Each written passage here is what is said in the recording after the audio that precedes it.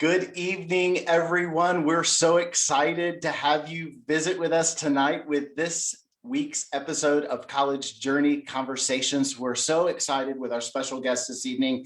You guys will be like, you're getting an incredible visit tonight. You will not believe what we're going to talk about.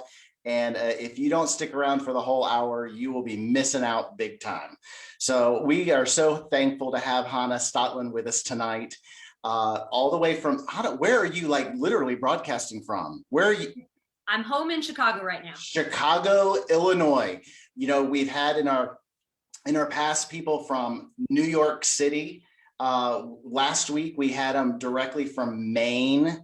And we've had them from Florida. We've had them from all over the country. I don't think we've had anyone yet from Chicago. So welcome from Chicago, Illinois.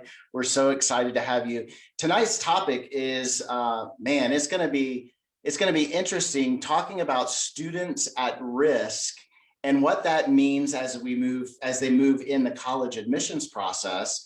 And really, you know, when I was writing this, Hanna, about students at risk, I was thinking, man, I don't know if that's a good way to describe it or not, because it's not necessarily risky students. I want to make sure that's clarified, but we're talking about students who may have had some type of interruption in their high school career that have really kind of taken them off track. And that could be in a number of different ways. And we're going to talk a little bit about that. But before we get into it, we would love to hear a little bit more about you. So tell us a little bit about your background, kind of how you got into what you're doing today, and really what makes you an expert on students at risk in college admissions. Take it away, Hanna. Let us hear from you.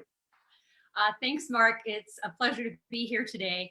And the number one reason that I'm here tonight and that I became an educational consultant is that I flunked out of high school. So I had straight Fs my last 3 semesters of high school. I had lots of problems with depression and anxiety, as well as with some misplaced rebellion. You know, in my mind, I thought I was like a conscientious objector to high school. I thought it was like civil disobedience to refuse to do my homework.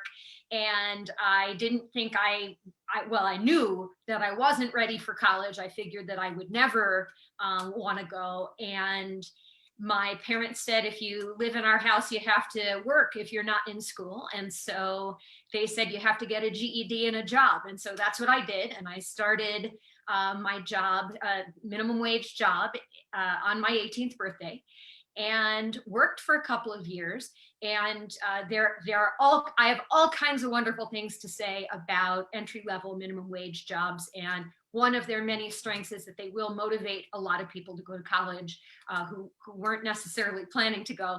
But at that point, I had no idea who, if anyone, was going to give me a shot.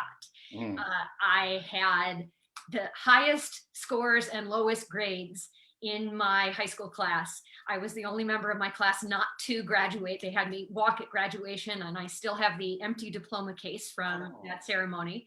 And I tried applying to a wide range of four-year schools. And although I was initially denied everywhere, a small women's college gave me a shot, put me on the wait list, and accepted me in July, and off I went. And I found when I got there that I didn't like being at a small women's college, but that I was actually really good at college, and that if I could tell that if I were in a space that was a better fit, that I was going to love it. And so I tried to transfer out after a year of making A's there. I was denied everywhere I applied for the second year in a row. And after 2 years there, then I got into Harvard, Stanford, and Penn. And so off I went to Harvard as a 22-year-old junior transfer. And because I had gone through the admission process 3 years in a row, I'd gotten really interested in it. And I went and got a job in the admissions office as a tour guide. And there is a spot in the tour script where you say, and this is what brought me to Harvard. And I would tell a short version of this story, which is not what people were expecting to hear from their Harvard tour guide. And I found that this is in 1998, summer of 98. After every tour, some family would take me aside and say, you have to talk to my nephew. He just got out of rehab and he wants to apply to college. we don't know what to do. Can you help us? And so families started coming to me. It was often not for the student who was there visiting Harvard, but for someone else that they cared about, and said, I had no idea that this was possible, that there was anyone who would understand how to do this. Could you please help us? And so I stayed at Harvard for law school. I was determined to get 4 years, or it turned out to be 5, one way or another, because I was really happy for the first time in my life. So I got my 5 years there. And during law school, and then during my 6-year legal career here in Chicago, I was always doing this on the side, and people started bringing me all kinds of difficult admissions problems: dropped out, kicked out, flunked out, every kind of way that a student can either screw up or have something terrible befall them. I had kids who flunked out because they were bereaved, had lost a parent, things like that. And I was always hoping to do this as my day job when I grew up. And so I've been doing this with my own clients for 22 years now. And I've been doing only this for just over 8 years. So I left my last day job in April of 2013. And in that time, I've had, we just did some internal accounting, and have had something over 300 clients who had, again, brought me every kind of crisis, disappointment, frustration, and recovery. Right. So you have truly and honestly kind of seen a spectrum of students who really have had a rocky road in high school. And many of them, I would have to say many of them were likely unexpected. They didn't see it coming, didn't necessarily plan it to be there. And for all intents and purposes, Hanna, also it would seem to me, at least those that I've encountered, they're really good kids, and they have a bright future ahead of them. They're not necessarily what we would classify as, that trouble kid. But really they had no intention of getting caught up in whatever issue it is, either in or out of the classroom. And they're finding it has a huge impact to their admission to college. Right. And a minority of the students that I'm working with committed actual crimes, but even if I'm not talking literally about crimes, they're often crimes of opportunity, right? That there was a moment of panic, a moment of weakness, and this was not a student whose plan all along was, well, I don't need to do work in college or in high school. I'm just going to cheat my way through. Right. There are a tiny number of students who have that mindset. Most of them had a moment of temptation and a moment of fear. And they, whatever it was that they did with drugs, alcohol, sex, cheating, you name it. Right. I've had 2 cases in my career now of student government election fraud. Right. So the kids come up with ways to different sets of mistakes than I anticipated. And so my clients are always introducing me to new problems that I wasn't expecting to see. Yeah. And one thing I want to make clear, this is not necessarily to sensationalize any of this, because all of them are rather unfortunate. But the spectrum of I don't even want to say opportunities, but the spectrum of occurrences, yes. The things that take place are rather broad, right? So let's just try, and I know we probably won't name all of them, but I want to categorize them and categorically determine whether or not, for those who are watching, know whether or not they fit into a student at risk or have potential for an interruption that they don't realize is ahead of them.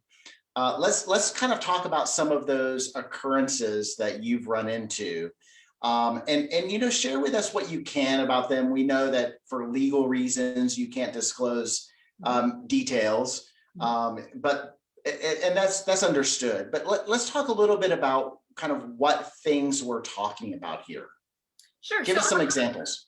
yeah, I'll start with some rare ones. I mentioned the student government election fraud. Yeah. I worked with, in 2019, worked with 6 of the families who were involved in the Varsity Blues criminal admissions scandal. So these are families who were, in most cases, criminally prosecuted. The parents were, none of the kids, and who perhaps even of greater concern than the criminal prosecutions was there was a huge amount of press attention and a very public humiliation of families who well deserved in many cases, but a very public humiliation of families that had not necessarily been public figures before.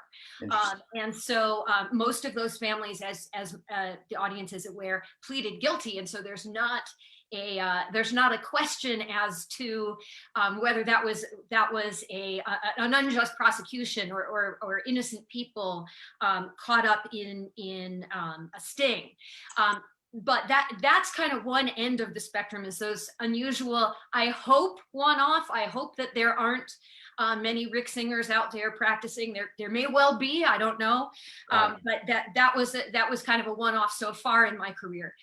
Things that I see more commonly, I see lots, especially this year. There's been a huge increase with remote learning in academic misconduct and in kids getting caught for academic misconduct. So I hear that from people who teach. I also see it in my practice that there are lots of kids getting derailed on that. Okay, so when you're talking about academic misconduct, let's camp out here just for a second. Sure.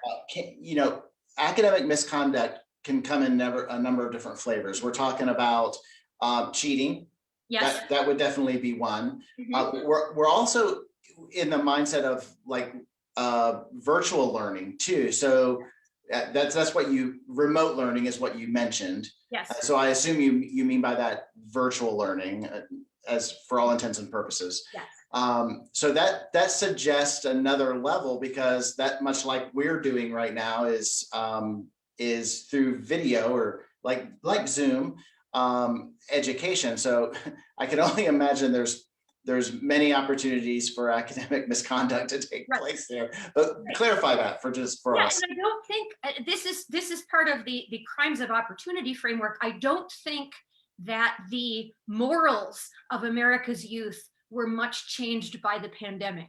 Their opportunities changed. Absolutely. And so it is a lot easier to cheat in your living room than it is to cheat in a classroom. I have plenty of kids who manage in both circumstances. Yeah. But very common things, plagiarism, impermissible.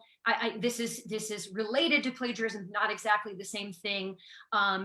Disallowed collaboration of one kind or another. I've had a number of students come to me in pairs, either siblings or friends, who were caught and prosecuted, it's not the right word, but were punished together for collaboration that went beyond the bounds of what was allowed in that class. I mentioned plagiarism, and also using various kinds of test cheating, using notes or course materials on an exam or quiz in a way that's not allowed. Okay. All right. Yeah. Clearly, we can see that those opportunities definitely increase, and the vulnerabilities of those become more obvious. As when we were forced into the pandemic, it was we were doing education. Every step of the way was brand new, right? We weren't prepared for that as an academe. We weren't prepared for that. So we were kind of creating it and doing that on the fly and doing the best we could. And so things can slip through the cracks from that, right? An opportunity. And like you said, crimes of opportunity take place. Right. Yeah, so definitely. What are some others? So there's a huge umbrella of kids who get into trouble with alcohol. And that can mean sometimes directly using alcohol in ways that aren't permitted because they're underage, getting caught bringing alcohol into prom, driving while intoxicated, doing various other stupid and ill-considered things, while drunk that they probably wouldn't have done sober. Wow. And that can, and it can be directly related to alcohol abuse. For example, someone at college who has repeated, due to an incipient addiction, repeated imposition on other people living in the dorm. So I had a student once who kept getting drunk and doing unacceptable, obnoxious things, like going into another resident's closet thinking it was the bathroom, and he peed on the floor in the person's closet. Right? This is something that's a symptom of alcohol abuse, and also absolutely clear wrongdoing that colleges rightly punish. So I see both direct and indirect consequences from alcohol misuse. Many of those same things apply with drug use, whether it's misuse of legal drugs or whether it's illegal drugs, and sometimes distribution or dealing of drugs that should not be shared, even if they are illegal drugs. So, if you're selling your Adderall that was prescribed for you, that you're breaking the law, even though it's fine to possess Adderall. Right. And another large category is problems involving sex, which at least 90% of the cases that I see directly flow from the intersection of sex with drugs and or alcohol. Right. And so it's hard to separate those categories. And most of the students who are getting in trouble criminally that I see, the vast majority, there is some kind of substance abuse happening that contributes to the rotten decision-making, the commission of the crime. Right. And just as a reminder, we're talking about high school students more specifically here. And while many parents would love to think that those kind of activities and those opportunities don't avail themselves to their student, in all likelihood, they do. And those opportunities are within their reach. It really boils down to, and we'll probably make this point again, but it really boils down to the students making choices along the way. And sometimes they're silly little brains, I like to call it. They're immature prefrontal cortexes. Correct. I was a psych major, so I always have to think about it in psych terms. But in psych terms, and more in more down to earth suburban terms. The kid who you want to strangle, how did you do something that dumb? Yes. Why did you do You're that? not a stupid person. That's correct. And they've made those poor choices that are now impacting their potential academic future. And so that's what we're talking about. Now, the one thing we haven't mentioned yet that I'd love for you to touch on is the vulnerability of social media and the use of social media at in the high school level. Now, high schoolers are not so much, although they're on Facebook every now and then, but we don't see that as much. But we do see them a lot on TikTok, on Snapchat, on Instagram, and maybe a variety of others that aren't so popular. And I've even had moms and dads say, oh, colleges don't look at that stuff, and they're not going to look them up, and they wouldn't know their screen name even if they could.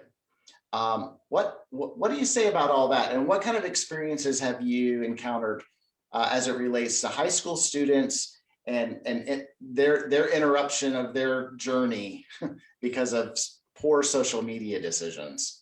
So I'm going to pause for a second and say, I also work with a lot of kids who get in trouble during college. Yes. So there's no bright line there. They're still teenagers when they go off. I was 20 when I left home, but for the most Absolutely. part, these are kids who may make the same mistakes in either of those situations.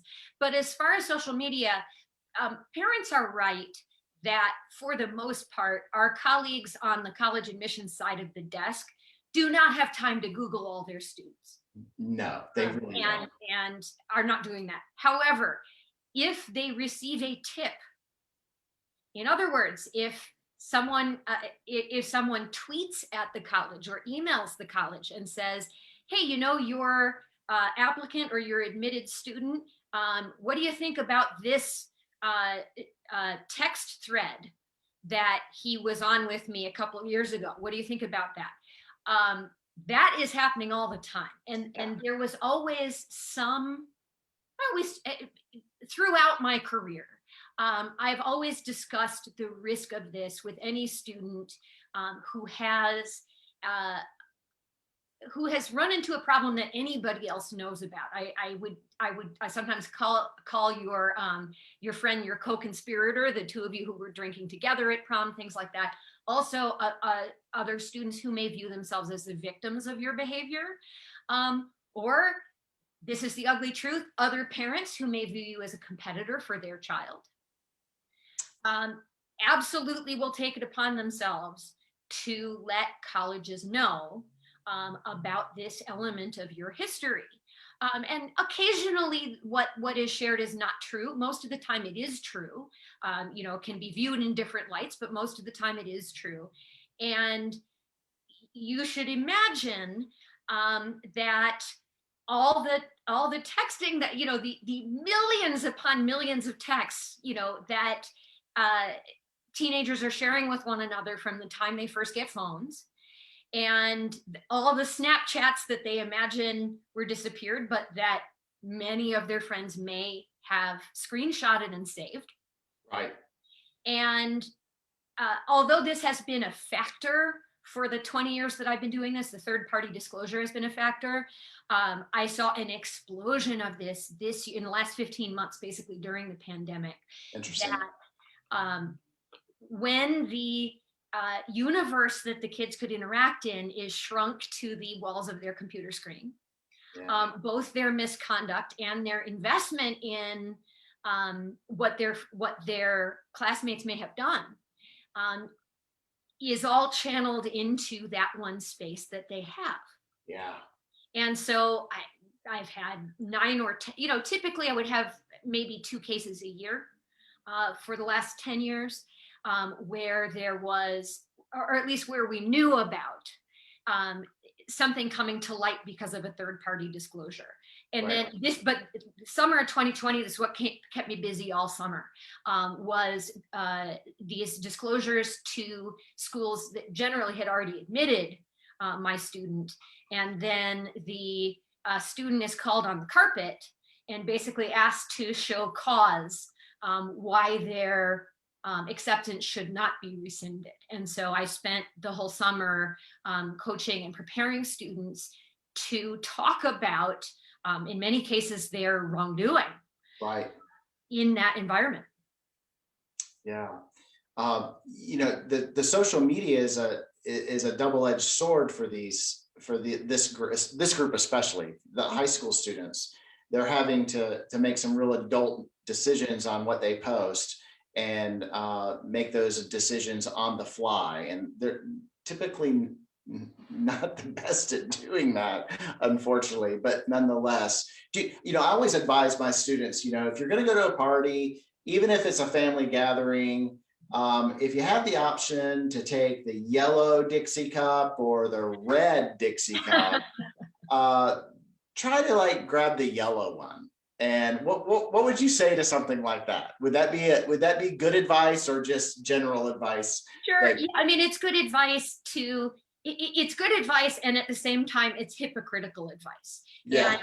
And teenagers have extraordinarily sensitive antennae for adult hypocrisy.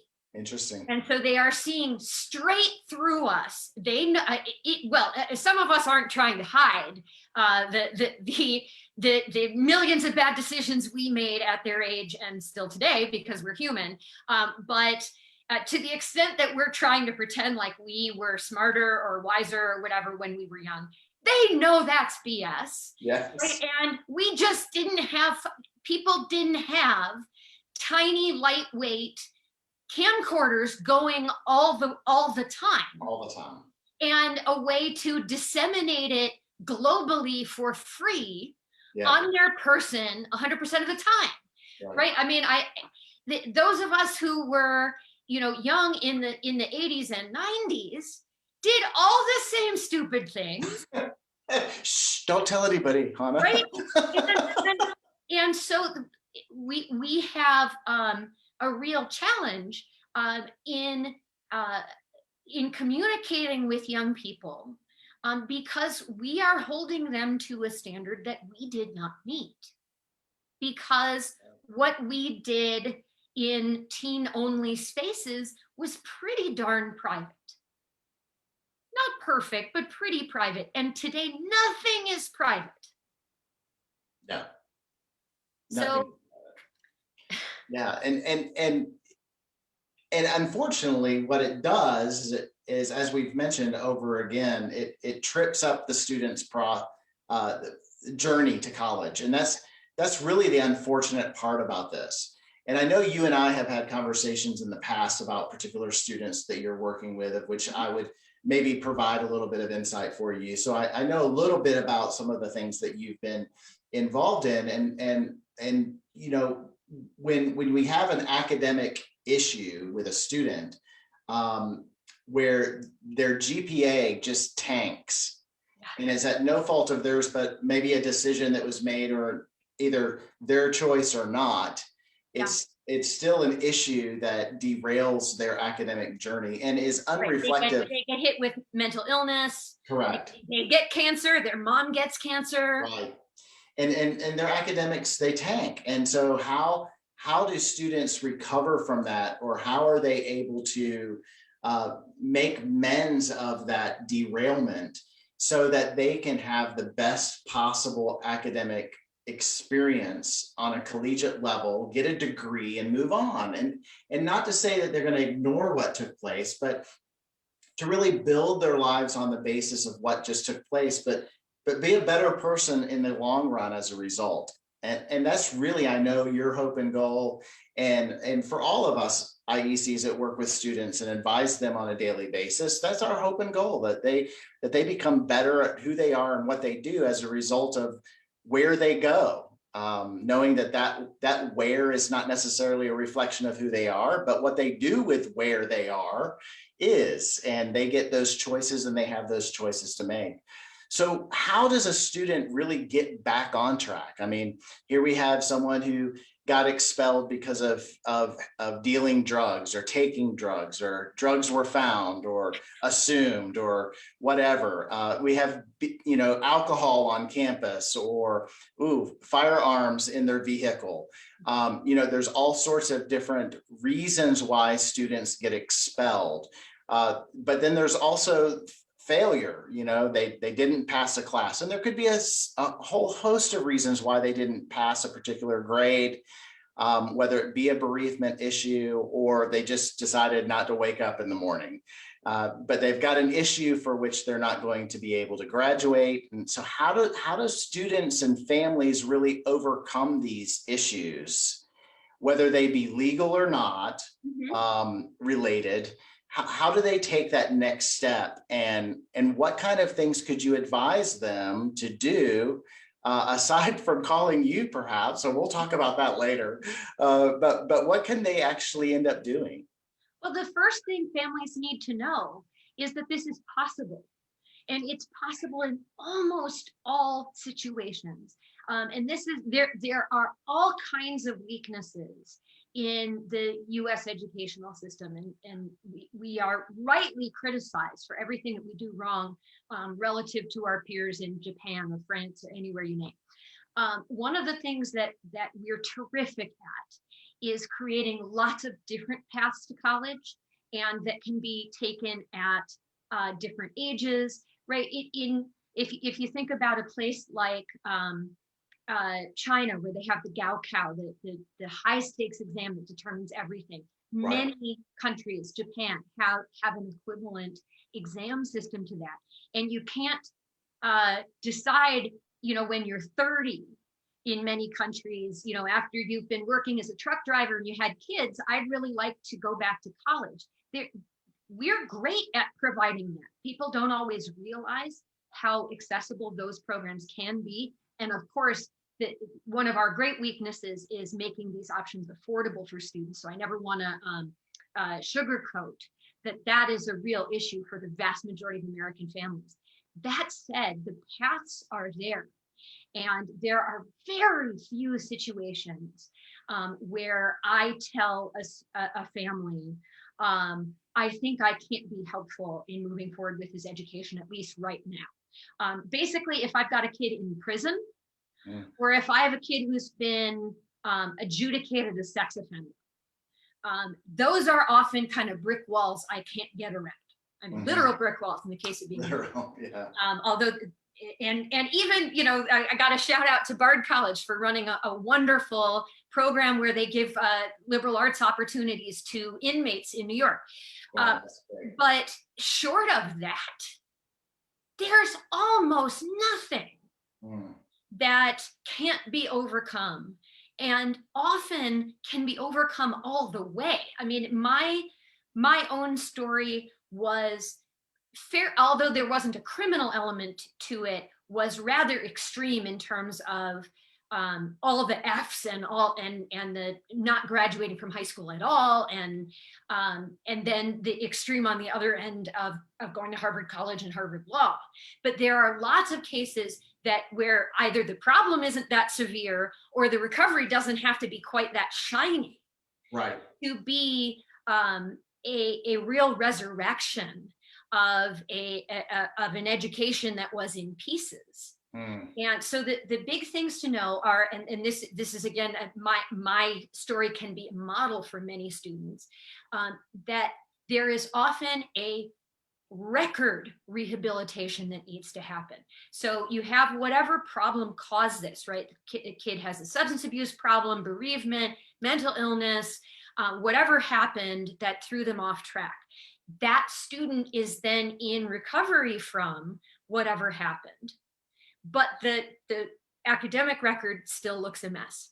That's right. And what you can do there is figure out, so first of all, time by itself has a positive effect in these situations. Down the road when you're going to be explaining to a college what you did wrong or what you learned from this, if you can talk about it from the distance of even a year, as opposed to, well, last week I made the decision to cheat, but I've seen the light, right? Right. So the time is helpful, but also that intermediate step or multiple intermediate steps between the flunking out and the Harvard Law School or whatever those two things are going to be. Right. Where in my case, you have the GED, you have perhaps transferring to a different high school or an alternative high school that allows credit recovery. And many public school districts in the country do have an alternative high school set up. Some students are going to be going to high school online, even outside of the pandemic context, because that will either give them better flexibility or allow them to be in treatment or whatever they need to do. Or sometimes there's going to be an interim college, and that can be either a 2 or 4 year college, but one that doesn't put up a lot of barriers to entry and that will accept most of its high school graduate or GED holding applicants. And that's actually not only the vast majority of 2 year colleges in this country, but the overwhelming majority of 4 year colleges accept most of their applicants. And it's the 200 or 300 colleges that get all of the attention, but there are 2,400 bachelor granting institutions in the US. Those are just the accredited ones. Plus there's thousands around the world. So there are a lot of potential opportunities out there.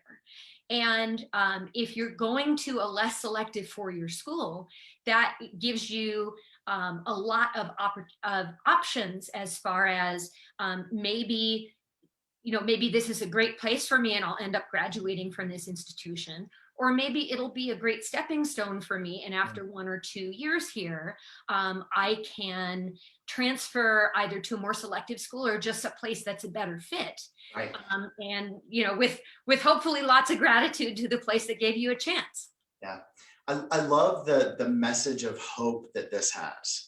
And that, students who are in these dire straits of experiences often feel hopeless. Mm-hmm. And it definitely doesn't help them down the road, or, as my dad used to say, pick up their bootstraps and move on. But it really, it inhibits them from progressing and moving forward. So a message of hope is obviously and definitely something that is rewarding for them, not in the sense that what they've done is this is the reward, but rewarding in that there's an opportunity in their future to really right all this wrong, whatever it is. And that's really, really encouraging to me. And I hope it's encouraging to those who listen. And they need to be ready to be honest about it and talk about it. Yeah, that's not easy. No, it isn't easy. And you will almost always dig yourself a worse hole if you're trying to cover this up.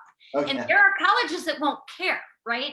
If many 2-year colleges and some 4-year colleges may not ask or care about what happened with those Fs junior year.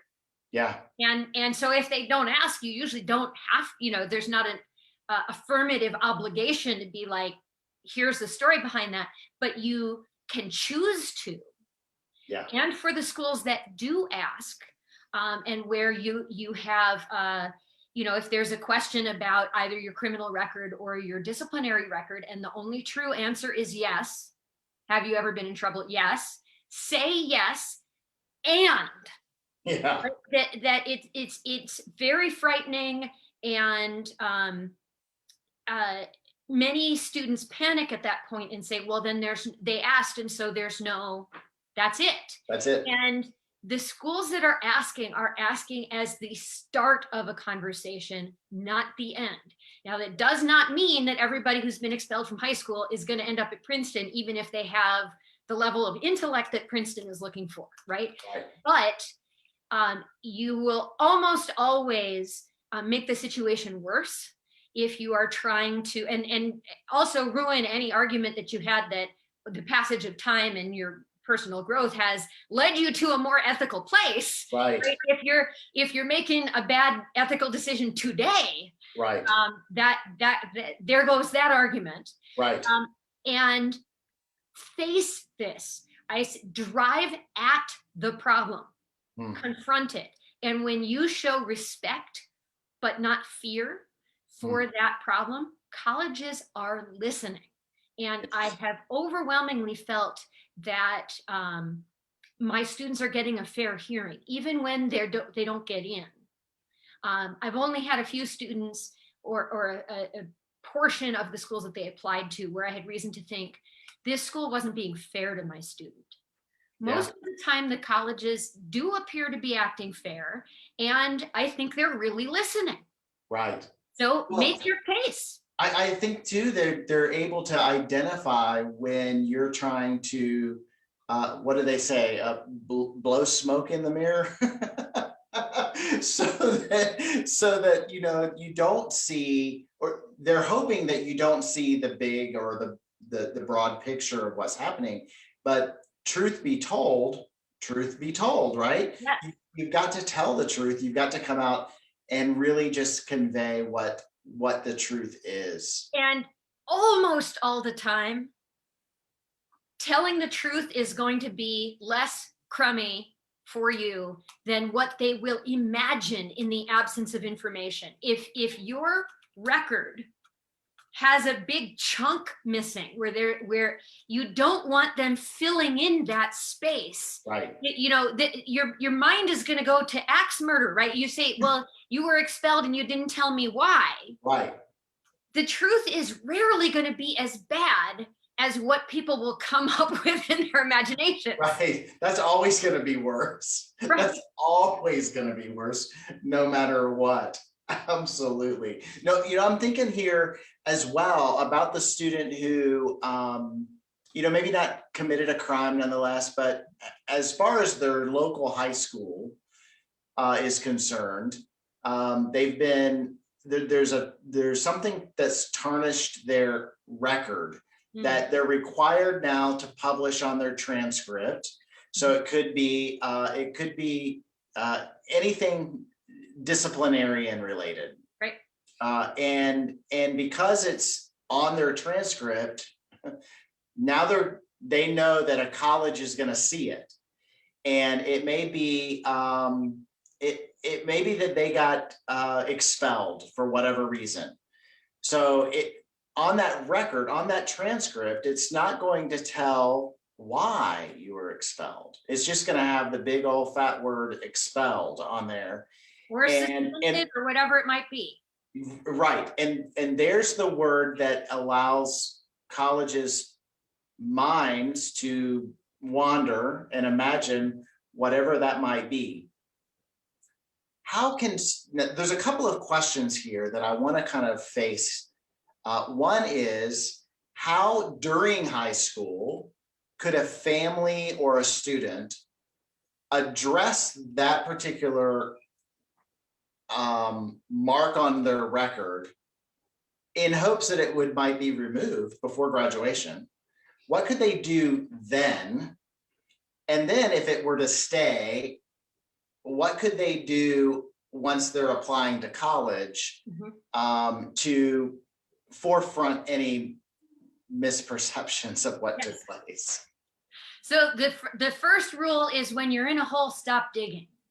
Oh my gosh. The most important thing is to stop doing whatever got you in trouble. Yeah. And that's sometimes easier said than done, if we're talking about substance abuse or something like that.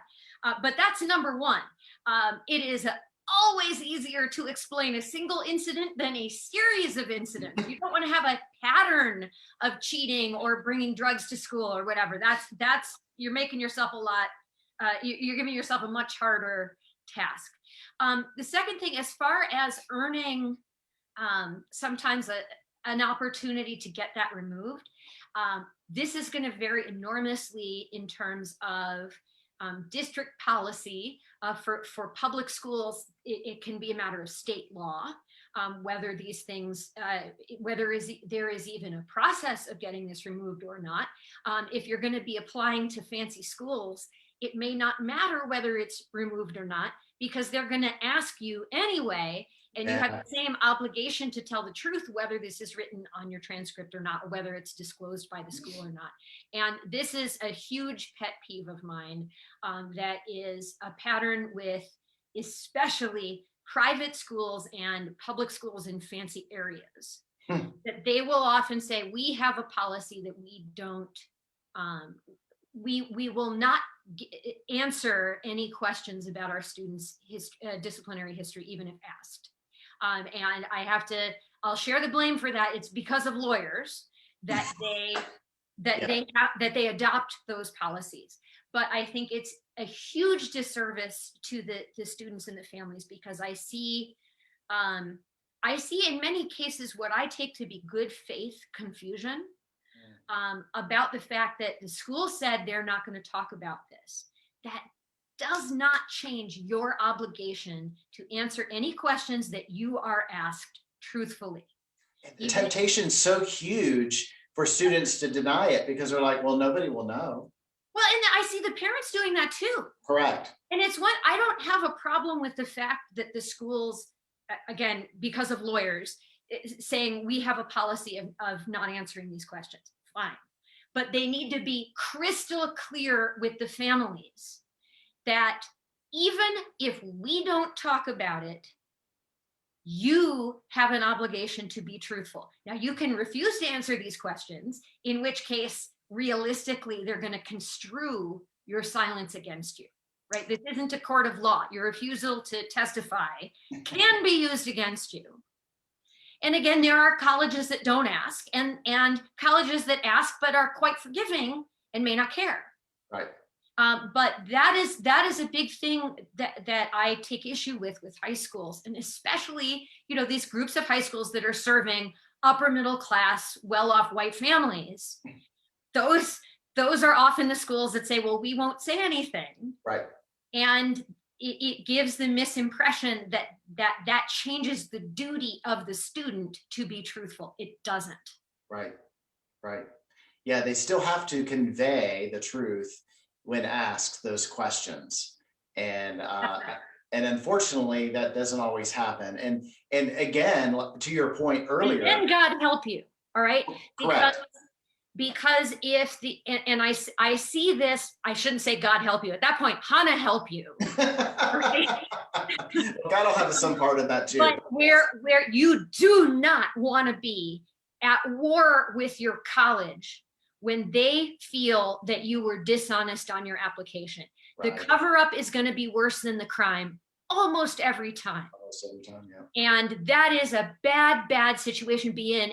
And do you want to be, even if your parents can afford a lawyer, do you want to be in litigation with Harvard or with the University of Michigan? You do not. No. You do not. So don't give them reason to argue that you deceived them right into admitting you. And the worst thing that can happen there is actually worse than expulsion. Two things that can happen. One, they can rescind your acceptance when you are years into, or even after you have graduated. They can pull your credits and say, you defrauded us into accepting you, and none of this is valid anymore, and you can use this. This happened to some of my varsity blues kids. You lose 3 or 4 years of credits that you earn, have to start college over if you can find some place to take you, which is not going to be easy. No. So you can be rescinded as opposed to expelled. The other thing is, if you were getting financial aid, they can sue you for the merit or need-based aid that they paid you in their understanding fraudulently. Right. So you don't want to be without any credits, and you spent a bunch of money, but maybe they were paying $20,000 or $30,000 a year in financial aid, and now they're suing you to recoup the $100,000 that you owe them in fraudulently collected financial aid. You don't want to be in that mess. No, that's an expensive mess to be in, for sure. Tell the truth the first time. Yeah, definitely. That's not a place you want to find yourself at all. Mm-hmm. Well, we're coming up on the final stretch of the hour, and I wanted to give an opportunity for you to share kind of what your overarching recommendation for families and students to be if they find themselves in a place in high school where their journey's been interrupted. Yep. And they need to get back on track. What would you recommend? Just in a short, brief time, what would you recommend for students to really pay attention to and families to do? Number one, let go of the idea that you're going to be behind.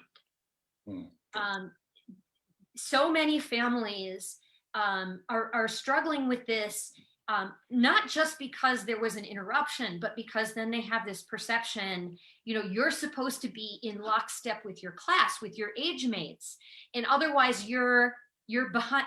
That doesn't mean anything. No. Right? You go to college when you're 17, 18, 19, 20, that doesn't matter at all. You should be going when you're ready to make use of that opportunity, and when you get the opportunity. And so that is number one. If you're very worried about, oh, this means it's going to take them another year to graduate, that part in and of itself, don't worry too much about that. Second thing to think about is, as we talked about earlier, there is almost always a way back in America. I always want to acknowledge the difficulty if you are expelled, for example, from your in-state private school at the college level, and some of the opportunities that are available to you may be out of state or private and unaffordable, right? That is a real thing. But in terms of having an institution that will give you a shot, there's going to be that institution. Yeah. And if you need to have a multi-step kind of recovery, Yeah. that's okay. Yeah. And this is actually normative. And this is something that a lot of, you know, again, the more privileged families who are going to, if your kid's going to high school where everybody goes to college, where it's just assumed, people don't realize the majority of people receiving bachelor's degrees in America have credits from more than one institution. So transferring is actually normative. And I'm not saying you should seek out, you know, make yourself complicate it needlessly, Right. but there is no red flag to employers or to grad schools. You know, the fact that you have 2 or 3 different institutions that played some role in your earning of a bachelor's degree, that in and of itself is a non-issue. Right. So that's the big things that I would tell families is whatever has happened, get yourself a well kid. I am often on a team with you know, a lawyer that's dealing with the kid's criminal problem, and or a psychiatrist dealing with their mental illness, and or substance abuse counselors who are helping with that problem. Those people are solving the hard problems, right? Those are the hard, you know, I cannot tell you if you have a child with mental illness, I can't tell you they're going to get well, right? That's a hard problem. Most of these conditions are treatable, but you know, those are the people I think above my pay grade who are dealing with the hard problems. You give me a kid in recovery from whatever happened, a kid who's ready to move on, my job is a breeze. We will find them a path forward when the kid is healthy. So that's the number one thing is whenever this crisis is happening, kid is expelled, they caught with alcohol at prom, you know, dealing with what was it that was contributing to my kid making this bad decision? Is there an underlying condition that I need to worry about, like a substance abuse problem?